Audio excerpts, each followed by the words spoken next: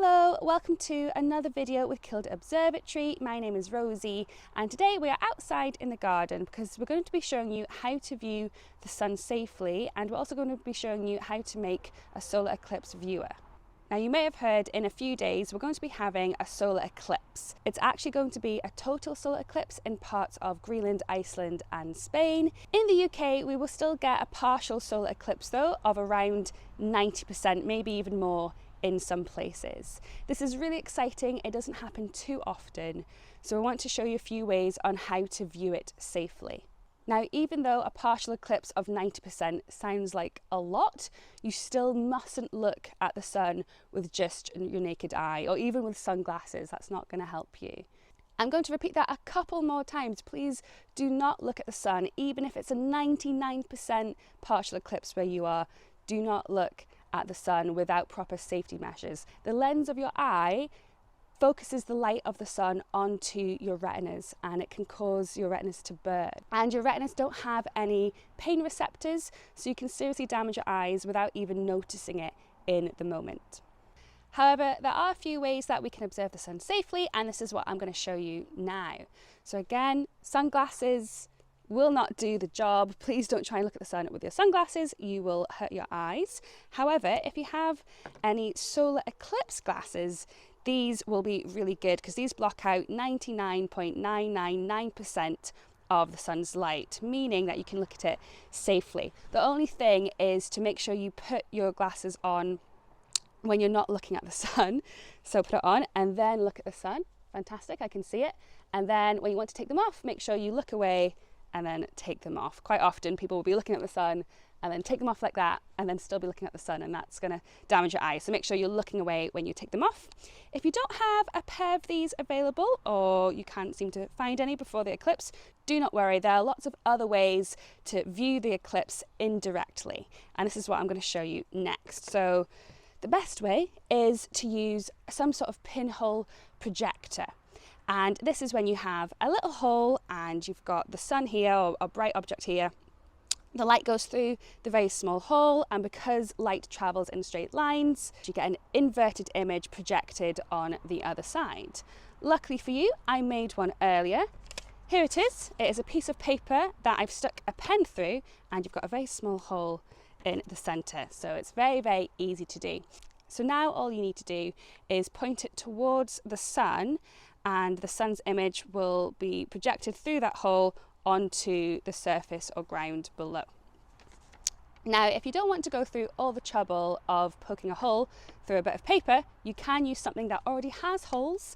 For example, like a colander. This has many holes in it, and so this way when you point it towards the sun, you're going to get actually multiple images of the sun when they're projected onto the ground or onto the surface below. So this is a really useful thing to have. So if you have a colander, bring this out. If you do not even have a colander, do not worry. You can just use something like your hands. You can place your hands on top of each other and make a little lattice. These small holes, when the light goes through them, will also project images onto the sun. You can also just look around you. In nature, there's lots of little small gaps and holes in everything, like through the leaves of trees. So when the eclipse does happen, just have a little look around and you'll start to see little crescent shapes everywhere. Okay, but if you want to learn how to make a proper solar eclipse sun viewer, that's what I'm going to show you just now. It's very easy to make. Here is one I made earlier. So you've got the little pinhole piece of paper just there with a hole in it. It kind of seems like you'd want to be looking through that, but actually no. You want this to be facing the sun, and then you're going to be looking through this little gap at the bottom just there. So if this bit's facing the sun, you want your back to the sun, and you're going to be looking kind of like that. But I'll show you how to make one properly. So what you're going to need is you're going to need some sort of box. A shoe box works really well, or you can even use a cereal box. Any sort of box is fine. You're also going to need some tape and some scissors, and then something to make the pinhole in. So a piece of paper, and you can use a pen to make the hole, or you can use something like a needle or an actual pin to make the hole. I've also got some aluminium here as well, because foil also can work really well to make a pinhole projector. You don't have to use this though, it still works fine with a bit of paper. Okay, so with your box, what you're going to want to do is have it all closed up apart from one side that will be open. So what I'm going to do is basically just cut off one end of the box and then tape the rest of it all up so it's nice and covered.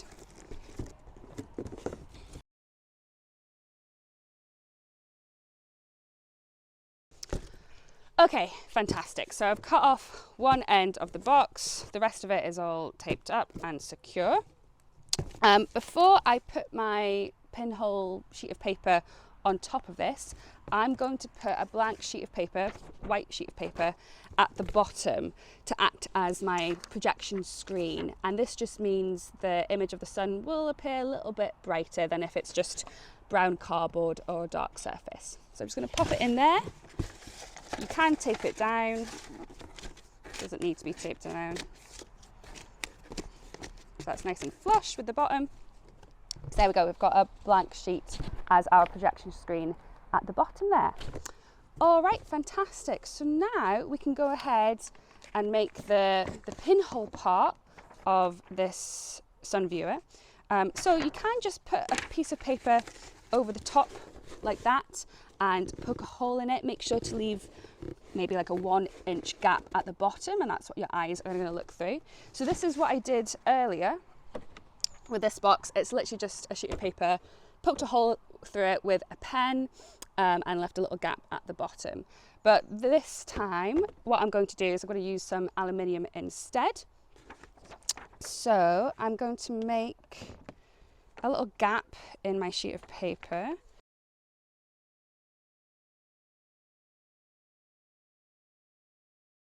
Like this big, and then I'm going to tape some foil over the top of this.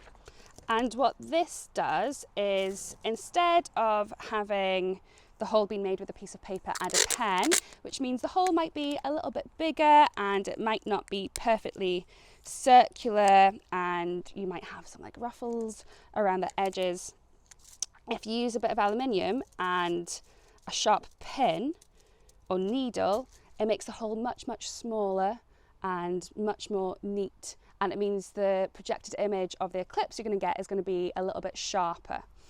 Because the hole will be smaller because you're using a pin instead of a pen, it also does mean the image will be a little bit dimmer. But you can try both ways and see which one you prefer. But for a sharper image, use a bit of foil and a needle or pin. All right, fantastic. So I've taped the foil onto the back. So now we have this like little gap. And now I'm going to poke a little pin. I've just got a safety pin here that I'm going to poke through this hole. Okay, so now I have my bit of foil with a little hole in it. Now I'm going to place this on top of my box, but leave a little gap at the bottom so we can actually have something to look through. So I want it going to be around there and maybe like 1 inch from the bottom. I'll cut this bit here. There we go. And now I'm just going to tape this onto the box.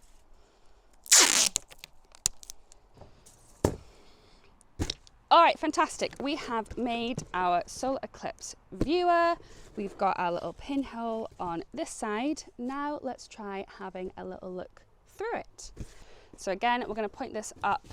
So the back of our heads is facing the sun. We want the hole facing the sun as well. And trying to line it.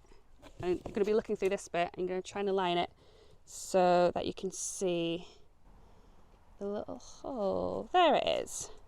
There you go. So I can see a little dot on the projection screen. And obviously right now, there's not a solar eclipse happening, so it just looks like a little circle. But when it will be a partial eclipse, you'll see a little crescent. That's what you'll be able to see. Now, depending on the length of your box, it will give you a different size of the image that you're projecting. So for example, this box that I made earlier is very, very long. There's a lot of length between the pinhole and the projection screen. And that means this image of the sun will be a little bit bigger than, say, this one, which is obviously a lot smaller in length. So you can play around with the different boxes, see what size you want, but just bear that in mind when you're making your Eclipse viewer. All right, everyone, well, thank you so much for watching. Let's keep our fingers crossed for clear weather on Wednesday, and happy Eclipse viewing.